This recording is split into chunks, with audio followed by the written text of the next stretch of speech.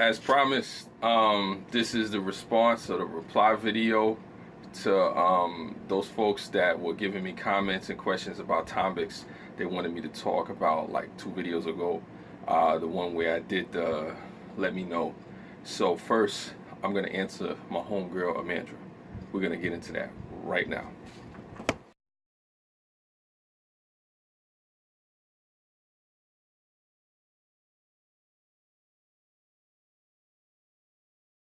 Truth be told, I can only answer that from my perspective on why racism still exists. I'll do the best that I can on that, and talk about why people yell all lives matter, and are we all equal. I'll get into that right now.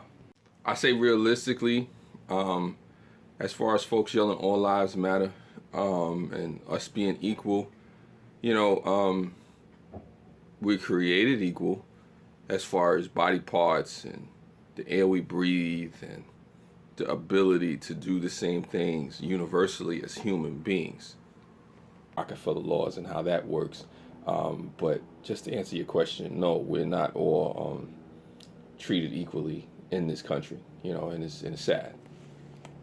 And to the point where racism, why does it exist? At least from my opinion, what I could tell you is just that it exists because you have some people who, no matter what you say, no matter what you do, they just want to hate. They just want to be, prejudiced towards folks.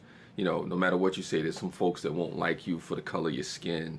There's some folks that won't like you because of the background or the way you talk, or, some people, who just hate you because you look differently, and that's not going to change because that's something that people hold in their heart, be it, whatever, different belief systems you have or different ideology you think. There's some people, who have it and they're trained to do that. But the reality is that in some people's heart, this is what they want to believe. This is what they want to think, that, they're better, than somebody because of the skin color or the way they act, and where they come from and the education or their lack of education. So that's something that dwells within people's hearts. Racism still exists in America because no matter what people may say publicly, no matter what folks may push, in a political sense or, just, in a feel-good way, deep down inside, there are folks in this world who just hate folks for the color of their skin. They don't care about the content of their character.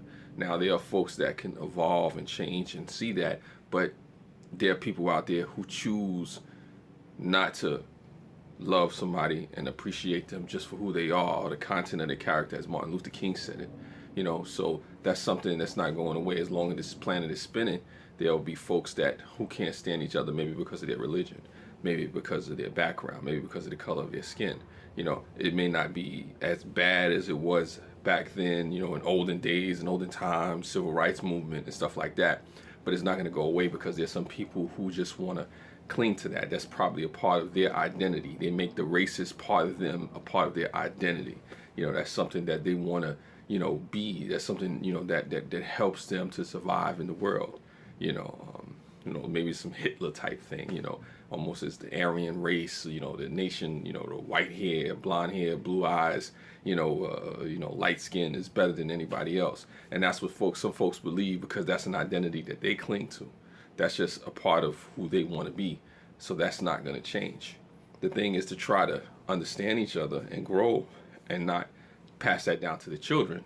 But the reality is there's going to be somebody somewhere, especially here in America, who believes that.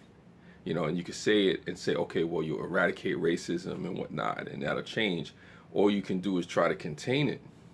You're not going to rid yourself of it because most people don't realize, or maybe they do realize. I mean, the KKK is around. They may not be as extreme as they were back then, but they still exist in some shape, form, or fashion. There are radical groups. If you look, if you see, there's still laws on the books.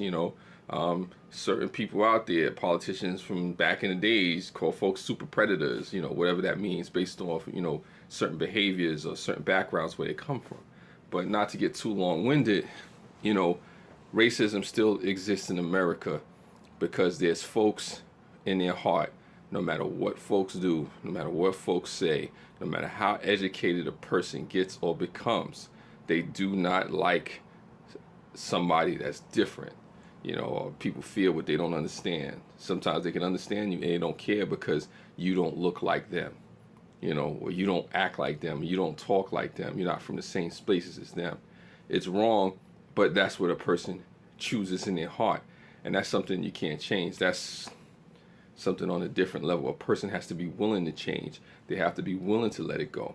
And the reason something like that can exist is because folks are willing to hold on to racist things and, you know, efforts or ideologies that they have. Not everybody, not as widespread, but it's still there. It still exists. Just go to the South. You know, hopefully that answered your question. If there's anybody that has anything to say about this video, like, comment, subscribe, dislike. You know, let me know in the comment section how you feel about what I said. You know, let me know how do you feel about racism in America. Maybe you have some reasons or thoughts on why you think it exists. I would be more than glad to hear what you have to say. I say please try to keep it clean. You know, let's try to be respectful in the conversation. But it is true that racism still exists in America, at least so I believe. I just want to know what you think about that. And Amandra, hopefully this answers what you know been asking me about racism in America and all lives matter and stuff like that. I'll talk to you.